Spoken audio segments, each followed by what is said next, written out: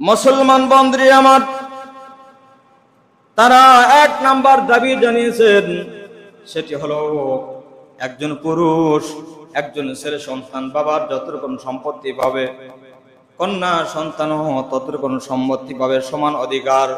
কিন্তু মহান আল্লাহ তাআলা ডাক দিয়ে বলেন, লিযযাকারি মিসলু হাদ্দিল উনসায়াইন। দুইজন নারীর যেই পরিমাণ সম্পদ বাবার সম্পদ পাবে, দুইজন নারীর সমান সম্পদ একজন ছেলে সন্তান পাবে। জবান খুলে পড়েন আল্লাহু আকবার। বাবার সম্পত্তি দুই ভাগে বিভক্ত হবে। ধরেন তিনজন সন্তান, কয়জন সন্তান? তিনজন সন্তান, দুইজন কন্যা সন্তান, একজন ছেলে সন্তান। বাবার সম্পদগুলো দুই ভাগে বিভক্ত করার পর পরিপূর্ণ এক ভাগ ছেলে সন্তানকে দিতে হবে, আর যে এক ভাগ থাকবে সেই এক ভাগের ভিতরে দুই ভাগ করে দুইজন কন্যা সন্তানকে ভাগ করে দিতে হবে। সুবহানাল্লাহ পড়েন। কার বিধান বলেন তো? আল্লাহ তাআলার বিধান। বোঝার জন্য একটা উদাহরণ দিলে আপনাদের বোঝা সহজ হবে। মহান আল্লাহ তাআলা এত সুন্দর করে তাকসিম করেছেন, ইসলাম কত সুন্দর। এই ভাগ এমন তাকসিম আর কোন ধর্মের ভিতরে নাই। আল্লাহু আকবার বলেন। পৃথিবীতে বহু ধর্ম আছে, যে ধর্মগুলোর ভিতরে এই ধর্মের ভিতরে নারীদেরকে ঠকিয়েছেন, কিন্তু ইসলাম নারীদেরকে কখনোই ঠকায় নাই। উদাহরণ দিলে বুঝবেন। বাবার দুইজন সন্তান, একজন ছেলে সন্তান একজন মেয়ের সন্তানকে দীর্ঘদিন পর নানার বাড়িতে বলছেন, যাও নানা নানির বাড়িতে যাও, বেড়ায় আসো। একজন ছেলে সন্তান হাতে দিয়েছেন 100 টাকা। কত টাকা বলেন তো? 100 টাকা। কন্যা সন্তান হাতে দিয়েছেন 50 টাকা। কত টাকা? 50 টাকা। ছেলের হাতে কত? 100, মেয়ের হাতে 50। এবার ছেলের হাতে 100 টাকা দেওয়ার পর বাবাই বলতেছেন, খবরদার, তোর বোনের হাতে যে 50 টাকা দিয়েছি, 50 টাকা তার থেকে নিবি না, খরচও করবি না, তার টাকায় হাত দিবি না। তোকে টাকা দিলাম 100, এখান থেকে নানির বাড়ি পর্যন্ত যাবি, নানা নানির বাসা পর্যন্ত যাবি, রাস্তার ভাড়া, গাড়ি ভাড়া, এবং যাওয়ার সময় কিছু কেনাকাটা করে নিয়ে যাবি। এবার যাওয়ার সময় দেখে সদাপতি বিষয় কেনাকাটা করে রাস্তায় গাড়ি ভাড়া দেওয়ার পর ছেলের সন্তানের কাছে আর 1 টাকাও নাই, কিন্তু মেয়ের ওই যে 50 টাকা সেটা আছে না নাই? তাহলে ছেলের কাছে 100 থাকার পরেও খরচ আছে না নাই বলেন তো? খরচ আছে, কিন্তু মেয়ের সম্পদ যদি কম, কিন্তু এর ভিতরে কোনো খরচ নাই। আল্লাহু আকবার বলেন। এজন্যই তো আল্লাহ পাক রব্বুল আলামিন ছেলে সন্তানকে বেশি দিতে বলেছেন, দেওয়ার বিধান আল্লাহ তাআলা দিয়েছেন। কারণ হলো, একজন কন্যা সন্তান যখন বাবার বাসায় থাকে, বাবার ভরণ পোষণের দায়িত্ব বাবার পুরো পড়ে যায়। কথা বলেন ঠিক কি না?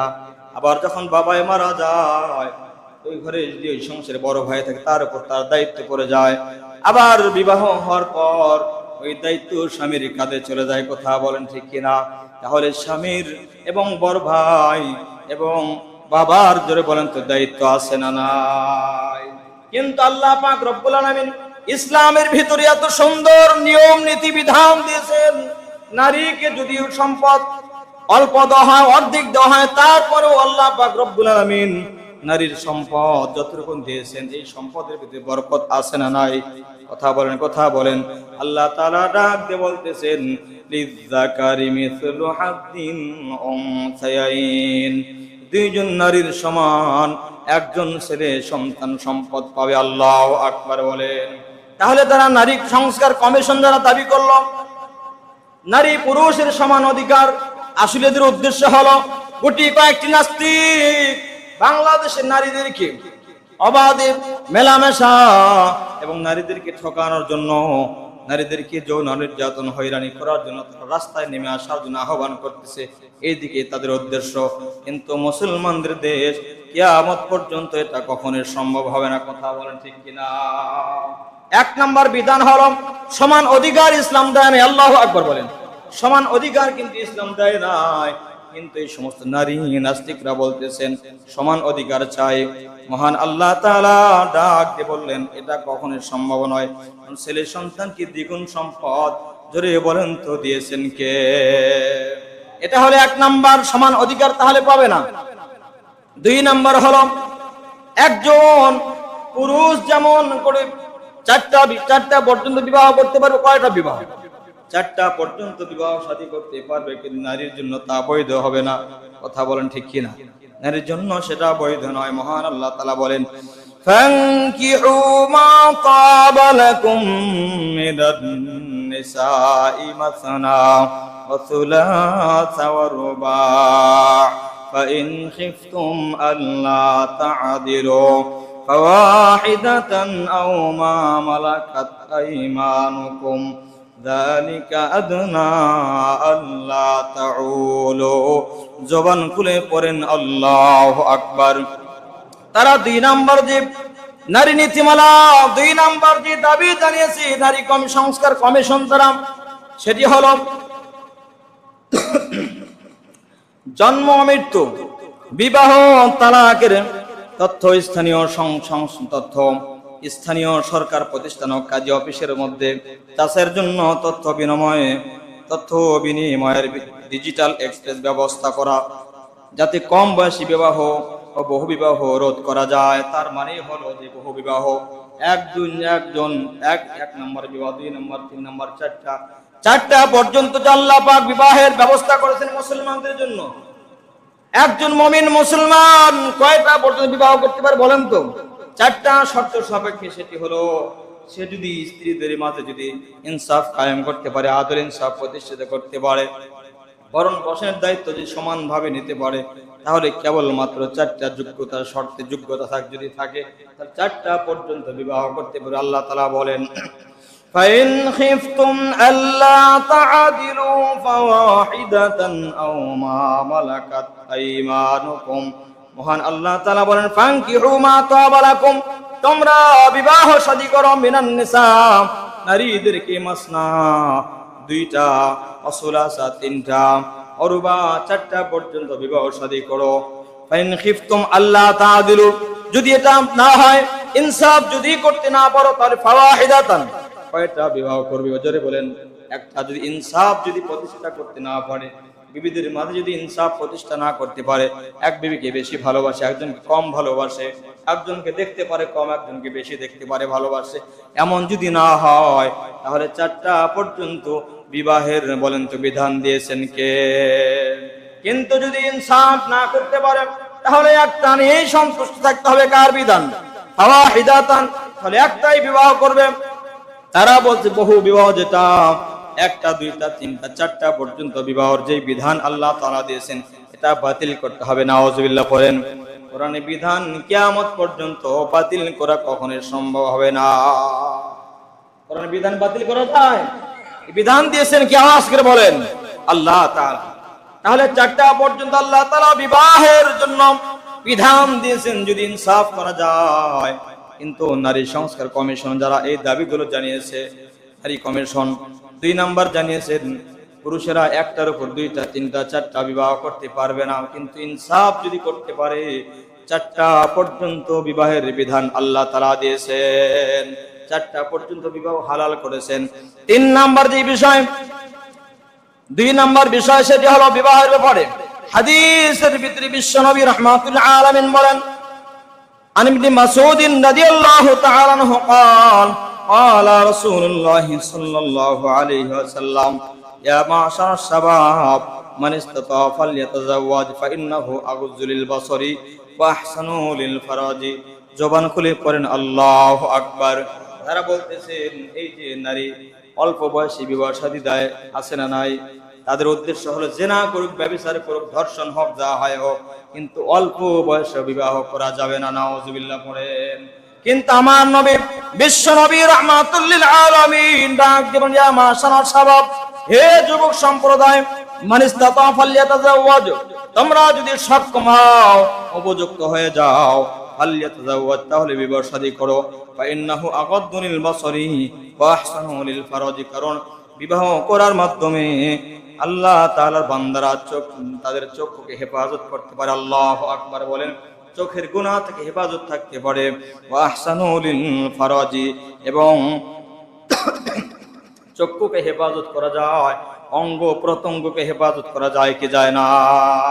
বিবাহের মাধ্যমে যৌন যে গুনাহ হয়, যৌনচারের যেই যৌবন থাকার কারণে মানুষের ভিতরে যে পরিবেশ পরিস্থিতি তৈরি হয়, এই গুনাহ থেকে বিরত থাকা যায় কি যায় না বলেন তো? এজন্য যখন বয়স হয়ে গেছে, উপযুক্ত বয়স হয়ে গেছে, সঙ্গে সঙ্গে আমাদের সন্তানদের কি করা? বিবাহ শাদী করিয়ে দেওয়া। বলে ইনশাআল্লাহ, ইনশাআল্লাহ। এজন্য তারা বলতেছেন উপযুক্ত নয়, কম বয়সে বিবাহ শাদী দেওয়া যাবে না। অথচ বাংলাদেশ কত ধর্ষণ হয়, নির্যাতন হয়, জিনা ব্যভিচার হয়, এই বিষয়ে এই সমস্ত নাস্তিকরা কখনো একটা শব্দ উচ্চারণ করে নাই। কথা বলেন ঠিক কিনা? কিন্তু কম বয়সে বিবাহ শাদী করা হয়, তারা এর বিরুদ্ধে লেগেছে। আমার নবী আম্মা জানা সিদ্দিকা রাদিয়াল্লাহু তাআলা নাকি কয় বছর বয়সে বিবাহ শাদী করেছেন? 7 বছর বয়সে। কয় বছর বয়সে বলেন তো? 9 বছর বয়সে ঘর সংসারে শুরু করেছেন। আল্লাহু আকবার বলেন, আল্লাহু আকবার। এজন্য যখন উপযুক্ত হয়ে যাবে, সন্তানকে বিবাহ শাদী করে দিবে, তাহলে সন্তান সমস্ত গুনাহ থেকে বিরত থাকবে ইনশাআল্লাহ। 3 নাম্বার যে বিষয়, তারা ওই বইয়ের 10ম অধ্যায়ের শিরোনামে রয়েছে শরীর আমার, সিদ্ধান্ত আমার। নাউজুবিল্লাহ পড়েন। দেহ কার? আমার। সিদ্ধান্ত আমার। এটা কখনোই হতে পারে না। দেহের মালিক যে কে? আল্লাহ। জীবন দান করেছেন কে? জবান খুলে পড়েন। জীবন যিনি দান করেছেন, মানুষ যিনি সৃষ্টি করেছেন, 18,000 মাখলুকাত যিনি সৃষ্টি করেছেন, সেই আল্লাহ তাআলার বিধান দিয়ে চলতে হবে। রাজি আছেন ইনশাআল্লাহ? 3 নাম্বার যে বিষয় তারা লেখে সরকারের কাছে আবেদন জানিয়েছে, সেটি হলো শরীর আমার, সিদ্ধান্ত আমার। দেহ আমার, সিদ্ধান্ত আমার। এরকম একটা কথা তারা বলেছে। অথচ আমার আল্লাহ তাআলা বলেন, আলা লাহুল খালকু ওয়াল আমরু তাবারাকাল্লাহু রাব্বুল আলামিন।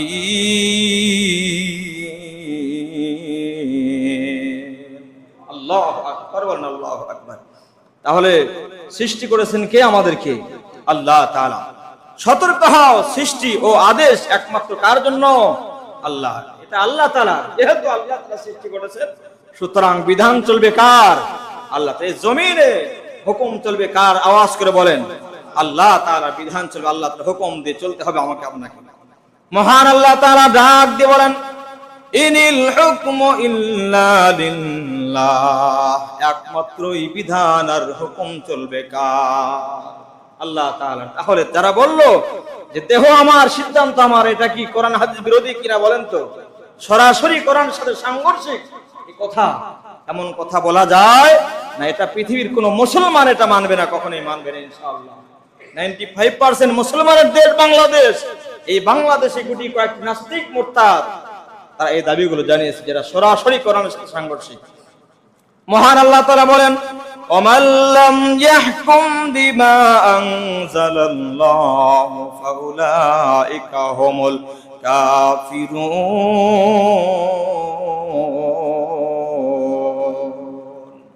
আল্লাহ তাআলা বিধান দিয়ে তারা জীবন পরিচালনা করে না, তারা কাফের। তারা কি বলেন তো? কাফের। এজন্য আল্লাহ তাআলা যে নির্দেশ, সেই নির্দেশ মানা দরকার আছে না নাই? তারা যে বলতেছে দেহ আমার, সিদ্ধান্ত আমার, এটা কোরআনের সাথে সাংঘর্ষিক হয়েছে কিনা বলেন তো? তাহলে দেহ আমার, আমি কিভাবে কি করব? আমি কেমনে নামাজ পড়বো? আমি কেমনে চলবো? কেমনে খাবো? কেমনে ঘুমাবো?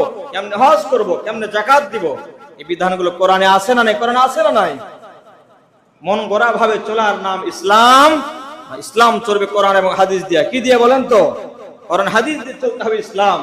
এই দুটার সাথে যদি সাংঘর্ষিক হয়, সেটা আমরা কখনো মানতে পারবো? মুসলমান বন্ধুরা, আমার সংক্ষিপ্ত করে বলতেছি। 4 নাম্বার তারা যে বিষয়গুলো বলেছেন, আশ্চর্য হবেন মহিলারা তাদের নিজেদের মর্যাদাটুকু শেষ করে দিয়েছেন।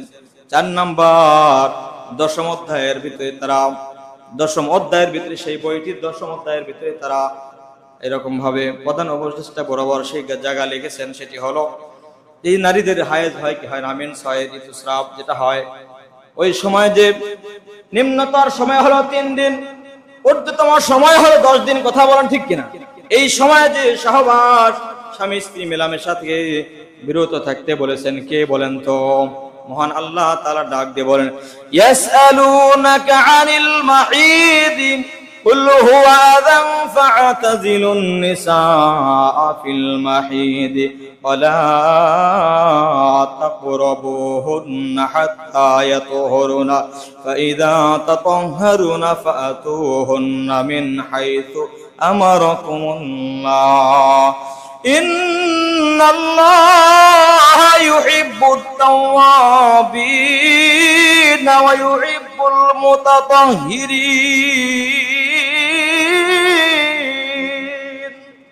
মহান আল্লাহ তাআলা সূরা বাকারার ভিতরে বলেন ইয়াসআলুনাকা আনিল মাহিদ ও আমার নবী বিশ্ব নবী রাহমাতুল লিল আলামিন আপনাকে তারা হায়েজ সম্পর্কে জিজ্ঞাসা করবে আপনাকে তারা মেন্স সম্পর্কে জিজ্ঞাসা করবে কুলহু আযান আপনি বলেন না কষ্ট মহিলাদের এটা কষ্ট হয় কি হয় না যেই কয়দিন থাকবে অবশ্যই মহিলাদের কষ্ট হয় এজন্য আল্লাহ তাআলা বলেন আপনি বলবেন এটা তাদের জন্য বড় কষ্টের কারণ বড় কষ্ট হয় ফাতাজিল নিসা ফিল মাঈদ যেই কয়দিন মহিলারা হায়েজ অবস্থায় থাকবে তাহলে তাদের থেকে দূরে থাকবে কার বিধান বলেন তো মহিলার যে কয়দিন ঋতুস্রাব থাকবে তাদের ওই কয়দিন স্ত্রী থেকে দূরে থাকার নির্দেশ দিয়েছেন কে ওই সময় সহবাস করা হারাম হারাম হারাম স্ত্রী ওই সময় স্ত্রীর সাথে সহবাস করা যাবে না আল্লাহ তাআলা বলেন ওয়ালা তাকরাবুহুন্না ওই সময় তাদের ধারে কাছেও যাও না নিকটেও যেও না হাত্তা ইয়াতহুরনা যতক্ষণ পর্যন্ত তারা পবিত্র না হবে ততক্ষণ পর্যন্ত স্ত্রীর কাছে যাওয়া হারাম করে দিয়েছেন কে তাহলে মহিলারা যে কয়দিন তারা ঋতুস্রাব অবস্থায় থাকে এই কয়দিন তাদের থেকে দূরে থাকার নির্দেশ দিয়েছেন কে বলেন তো অথচ এই নারী কমিশন যারা আছে তারা বলতেছে কোরআনে যে বিধান আল্লাহ তাআলা দিয়েছেন যে 3 দিন হোক 10 দিন হোক 7 দিন হোক 5 দিন হোক এই সময় যে হায়েজ অবস্থায় থাকে এই সময় তাদের সাথে সহবাস করা যাবে নাউযুবিল্লাহ পরে নাউযুবিল্লাহ সরাসরি কোরআনের সাথে সাংঘর্ষিক একটা বক্তব্য কথা তারা তুলে ধরেছে 95% মুসলমানের দেশ 95% মুসলমানের দেশে গুটি কয়েকটি নাস্তিক এরকম সিদ্ধান্ত নিচ্ছে নারীদেরকে তারা এদের আবার কিছু কিছু লোক আছে বাংলাদেশে দায়িত্বশীল আছে তারা আবার এদেরকে এরকম ভাবে ছায় দিয়ে যাচ্ছে হ্যাঁ তোমরা লেগে যাও আমরা আছি তোমাদের সাথে নাউযুবিল্লাহ পড়েন মুসলমান বন্ধুরা আমার আল্লাহ তাআলা রাখদি বলেন ওয়ালা তাকরাবুহুন্না হাত্তা ইয়াতহুরনা ফাইযা তাতাহহারুনা ফাতুহুন্না মিন হাইথু আমারাকুমুল্লাহ আল্লাহ তাআলা বলেন ঋতুস্রাব অবস্থায় মহিলারা যে কয়দিন থাকে ওই কয়দিন পর্যন্ত তাদের ধারে কাছে তোমরা যাও না ফাইযা তাতাহহারুনা যখন তারা পবিত্র হবে ফাতুহুন্না মিন হাইথু আমারাকুমুল্লাহ আল্লাহ তাআলা যেমন বিধান দিয়েছেন তোমাদেরকে সহবাস করার জন্য এর পবিত্র হওয়ার পরে তোমরা তাদের সঙ্গে সহবাস করো আল্লাহু আকবার বলেন ইন্নাল্লাহা ইউহিব্বুত তাওয়াবিন ওয়া ইউহিব্বুল মুতাতাহহিরিন আল্লাহ তাআলা বলেন ইন্নাল্লাহা ইউহিব্বুত তাওয়াবিন যারা গুনাহ থেকে তওবা করে তাদেরকে মহান আল্লাহ তাআলা বড় ভালোবাসেন ওয়া ইউহিব্বুল মুতাতাহহিরিন আর যারা পবিত্র অবস্থায় থাকে তোরে বলেন তো তাদেরকে ভালোবাসেন কে আল্লাহ তাআলা ভালোবাসেন তারা বোঝা গেল অপবিত্র অবস্থায় স্ত্রীর কাছে যাওয়া যাবে না ঘৃণা করা যাবে না ঘৃণা করা নয় তার উদ্দেশ্য হলো তাদের সঙ্গে সহবাস করা নিষেধ ওই সময় সহবাস করা যাবে না মুসলমান বন্ধু হাদিস শরীফে আসছে আন ইবনে মাসউদ রাদিয়াল্লাহু তাআলা আনহু قال قال رسول الله صلى الله عليه وسلم ان مما ادرك الناس من كلام النبوة الاولى اذ لم تستطيع فاصنع ما شئت نعوذ بالله পড়েন আমার নবী রাহমাতুল আলামিন বলেন ডাক দিয়ে বলতেছেন আগে নবীদের বাণীর সময় থেকে এই কথা মানুষের কাছে পৌঁছেছে আমাদের পর্যন্ত পৌঁছে গেছে এটি হলো যদি তোমরা তোমাদের লজ্জা যদি না থাকে তাহলে তোমরা যা ইচ্ছা তাই করো এখন যারা এই সমস্ত নারী যারা এমন কাজ করতে তাদেরকে লজ্জা শরম আছে আপনাদের কি মনে হয় তাদের লজ্জা শরম আছে তাদের লজ্জা শরম নাই আমার নয় বলেন অন্য জায়গায় বলেন ইযা ফাতাকাল হায়াউ ফাফাল মা শিতা যখন তোমার হায়া লজ্জা শরম শেষ হয়ে যাবে যখন তোমার হায়া শরম যখন শেষ হয়ে যাবে তুমি যা ইচ্ছা তাই করো আমার নবী সাহাবীদেরকে একজন সাহাবী ব্যাপারে আসছে রাসূল কারীম সাল্লাল্লাহু আলাইহি ওয়াসাল্লাম লজ্জা শরমের ব্যাপারে বলতেছেন, তোমার যখন হায়া লজ্জা শরম সব শেষ হয়ে যাবে তখন তোমার যা ইচ্ছা তাই করো। এর উদ্দেশ্য যা ইচ্ছা তাই করা নয়, বরং একজন সন্তান যখন বারবার মা বাবাকে যখন একটা বিষয়ে জেদ করে যে আমি অমুক জায়গায় যাবো, অমুক জায়গায় যাবো, ধরেন কোনো গান বাজনা হচ্ছে, বারবার আপনি সন্তান নিষেধ করছেন ওখানে যাইও না, যাওয়া হবে না, ভালো কাজ নয়। সন্তান বারবার মা বাবাকে বিরক্ত করছে আমি ওখানে যাবো, গানে যাবো, অনুষ্ঠানে যাবো, তারপরে মা বাবা রাগ করে বলে তোর যা ইচ্ছা তাই কর। কথা বলেন ঠিক কিনা? তোর যা ইচ্ছা তাই কর, তার মানে কি যা ইচ্ছা তাই করার অনুমতি দিয়েছে নাকি? দেয় না, বরং এটা রাগ করে মনের রাগেই কথা বলে। আমার নবী বলেছেন যার হায়া শরম শেষ হয়ে গেছে তুমি যা ইচ্ছা তাই করো, তার মানে তুমি ভালো হয়ে যাও। কি হয়ে যাও? ভালো হয়ে যাও, সংশোধন হয়ে যাও। মুসলমান বন্ধুরা আমার, এরপরে 5 নাম্বার বিষয়, 4 নাম্বার যে কথা বললাম সেটি হলো হায়েজের ব্যাপারে যে কথা আল্লাহর নবী বিশ্ব নবী রাহমাতুল্লাহ আলামিনকে আল্লাহ পাক যে জবাব শিক্ষা দিলেন দিয়ে দিলেন। এরপরে 5 নাম্বার বিষয় হলো, সংক্ষিপ্ত করে বলতেছি, ট্রান্সজেন্ডার যেটা, ওই বিষয়গুলোকে ওই সমস্ত নারী কমিশন গুলো শিক্ষা দিচ্ছে যে আল্লাহ তাআলার সৃষ্টির ভিতরে পরিবর্তন করা জায়েজ না হারাম? বলেন তো হারাম। আল্লাহ তাআলার সৃষ্টির ভিতরে কোনো পরিবর্তন করা যাবে? যে নারী আল্লাহ পাক তাকে নারী হিসেবে বানিয়েছেন, পরিবর্তন করার কোনো সুযোগ নাই। যাকে পুরুষ হিসেবে আল্লাহ তাআলা জমিনে পাঠিয়ে দিয়েছেন, এই পুরুষ হতে আল্লাহ পাকের নিয়ামত। আল্লাহু আকবার বলেন, এটাই তো তার জন্য পরীক্ষা। একজন পাখিকে পাখি আল্লাহ তাআলা বানিয়েছেন, এটাই তার জন্য পরীক্ষা। এটা হলো আল্লাহ তাআলার সৃষ্টি। এখন একজন পুরুষ যদি মহিলা হতে চায়, বলেন তো এটা সরাসরি কোরআনের সাথে সাংঘর্ষিক হয় কি হয় না? ট্রান্সজেন্ডার যেটা, সেটি হলো এখন কিছু কিছু পুরুষ আছে দেখেন, এরা কিন্তু নারী হওয়ার আশা জাগে না, এরা নারী হচ্ছে। আবার কিছু নারী আছে এরা পুরুষ হয়ে যাচ্ছে। এটা আল্লাহ তাআলার সৃষ্টির ভিতরে কি হয়ে যাচ্ছে? পরিবর্তন নিয়ে যাচ্ছে। মহান আল্লাহ তাআলা বলেন, ওয়ালা আমুরান্নাকুম ফালইগাইরান্না খালকাল্লাহ ওয়া মান ইয়াত্তাখিযিশ শাইতানা ওয়ালিয়্যাম মিন দুনিল্লাহ ফাকাদ খাসিরা খুসরানাম মুবিনা। মহান আল্লাহ তাআলা ডাক দিয়ে বলেন, ওয়ালা আমুরান্নাহুম ফালাইগাইরান্না খালকাল্লাহ। আল্লাহ তাআলা বলেন ইবলিস শয়তান, এই শয়তান মানুষকে নির্দেশ দান করবে। ওমান ইয়াত্তাখিযিশ শাইতান, সে নির্দেশ দান করে ফালাইগাইরান্না খালকাল্লাহ, আল্লাহ তাআলার সৃষ্টির ভিতরে তোমরা পরিবর্তন নিয়ে আসো। নাউযুবিল্লাহ পড়েন। তাহলে আল্লাহ তাআলা বলেন আমার সৃষ্টির ভিতরে কোনো পরিবর্তন নাই, কিন্তু ইবলিস বলবে, আল্লাহ নিজেই শিক্ষা দিলেন, জানিয়ে দিলেন, ইবলিস বলবে তোমরা আল্লাহ তাআলার সৃষ্টির ভিতরে পরিবর্তন নিয়ে আসো। ওমান ইয়াত্তাখিযিশ শাইতান, আসমানি মালিক আল্লাহ পাক বলতেছেন খবরদার, ইবলিস যখন তোমাদেরকে আমার সৃষ্টির ভিতরে যখন পরিবর্তন নিয়ে আসতে বলবে, নির্দেশ করবে, ওই সময় ওমান ইয়াত্তাখিযিশ শাইতান, শয়তানের কোনো প্রকার অনুসরণ করবে না। আল্লাহু আকবার বলেন, ওয়ালিয়াম মিন দুনিল্লাহি ফাকাদ খাসিরা খুসরানাম মুবিনা। ওয়ালিয়াম মিন দুনিল্লাহ, আল্লাহ তাআলা ছাড়া আর কাউকে বন্ধু বানানো যাবে না। বন্ধুত্ব করতে হবে কার সাথে? আল্লাহ তাআলার সাথে। শয়তান অনুসরণ করা যাবে না। শয়তান যে মানুষকে নির্দেশ করবে ফালাইগাইরান্না খালকাল্লাহ, আল্লাহ তাআলার সৃষ্টির ভিতরে তোমরা কি করো? পরিবর্তন করো। মুসলমান বন্ধুরা আমার, এখন যারা পুরুষ আছে, অনেক সময় যে কিছুদিন আগে শুনেছেন নারীরা পুরুষ হচ্ছে, কিছু পুরুষরা নারী হচ্ছে, এরকম ভাবে ট্রান্সজেন্ডার যেটা, এটার স্লোগান কিছুদিন আগেও হয়েছে কিন্তু বন্ধ হয়ে গেছে। শেখ হাসিনার জামানায় সময় যেই কাজটা করার সাহস তারা পায় নাই, এখন সে সাহস তারা করতেছে। কথা বলেন ঠিক কিনা? পূর্বে যেই কথাটা, এই বিধানটা, এই জিনিসটা যেই সময় কায়েম করা সম্ভব হয় নাই, এখন সেই জিনিসটা নিয়ে নাড়াচাড়া শুরু হয়ে গেছে। নাউযুবিল্লাহ পর নাউযুবিল্লাহ। বিধান যেটা কোরআন হাদিসের সাথে সরাসরি সাংঘর্ষিক, এটা আমাদের দেশে হতে দেব না ইনশাআল্লাহ। বিশ্ব নবী রাহমাতুল আলামিন বলেন, লাআনা রাসূলুল্লাহ সাল্লাল্লাহু আলাইহি ওয়াসাল্লাম আল মুস্তাশহিরা মিনার রিজালি বিন নিসা। যে সমস্ত পুরুষ নারীদের সঙ্গে স্পর্শ গ্রহণ করে, আল মুস্তাশহিবাতি মিনান নিসাই বির রিজাল, আর যে সমস্ত মহিলারা পুরুষের সাদৃশ্য গ্রহণ করে, ওই সমস্ত মানুষের উপর আমি রাসূলের লানত।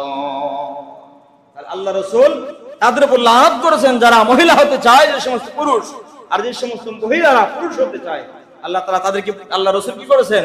লানত করেছেন যে তাদের উপর আল্লাহ লানত হোক, কারণ সৃষ্টির ভিতরে কোনো পরিবর্তন করা জায়েজ না, এটা হারাম করে দিয়েছেন। কে বলেন? আল্লাহ তাআলা হারাম করে দিয়েছেন। 6 নম্বর গেল। 5 নম্বর, এবার 6 নম্বরে তারা যে বিষয়টা তুলে ধরেছেন সেটি হলো 6 নম্বর 6ষ্ঠ অধ্যায়ের ভিতরে যেই কথা নিয়ে আসেন সেটি হলো আর-রিজালু কাওয়ামুনা আলান নিসাই বিমা ফাদ্দালাল্লাহু বা'দাহুম আলা বা'দ। প্রথম নাম্বার বলেছিলাম যেটা, সেটি হলো সম্পদ, তারা সমান অধিকার চায়। ছেলে সন্তান যতটুকু পাবে, মেয়ে সন্তান ততটুকু পাবে, এটা সম্ভব না। ওয়ালি যাকারি মিসলু হাজ্জিল উনসায়াইন, সেটি হলো দুইজন নারীর সমান সম্পদ পাবে কে? একজন সন্তান, ছেলে সন্তান। মেয়ে দুইজন মেয়ে যতটুকু সম্পদ পাবে, একজন ছেলে সন্তান ততটুকু সম্পদ পাবে। এরপরে 6 নম্বরে তারা যে বিষয় তুলে ধরেছে যে তার সম অধিকার, নারী যা করতে পারবে, নারীর যতটুকু অধিকার পুরুষেরও ততটুকু অধিকার। নাউযুবিল্লাহ পড়েন। তা পুরুষকে অধিকার বেশি দিয়েছেন কে? আল্লাহ তাআলা। মহান আল্লাহ তাআলা ডাক দিয়ে বলেন, আর-রিজালু কাওয়ামুনা আলান নিসাই বিমা ফাদ্দালাল্লাহু বা'দাহুম আলা বা'দ। পুরুষদেরকে অভিভাবক বানিয়ে দিয়েছেন কে? অভিভাবক। একজন কন্যা সন্তানের কাছে তার বাবা অভিভাবক কিনা? তার বাবা হলো অভিভাবক। একজন ভাই, বড় ভাই, সে হলো তার বোনের অভিভাবক। অথবা স্বামী তার স্ত্রীর কাছে কি অভিভাবক? একজন স্ত্রী, তার অভিভাবক হলো কে? তার স্বামী। আল্লাহু আকবার বলেন, আল্লাহু আকবার। এই মর্যাদা দিয়েছেন কে? আল্লাহ তাআলা। বা'দাহুম আলা বা'দ, একের উপর অন্যকে আল্লাহ তাআলা প্রাধান্য দিয়েছেন। আল্লাহু আকবার বলেন, আল্লাহু আকবার। তাহলে এটা যদি তারা বলে সমান অধিকার, পুরুষ যেটা করবে নারীও সেটা করবে, সরাসরি কোরআনের সাথে সাংঘর্ষিক হয় কি হয় না বলেন তো? সরাসরি কোরআনের সাথে সাংঘর্ষিক হয়। এজন্য এমন বিধান আমরা কায়েম হতে দেব না ইনশাআল্লাহ।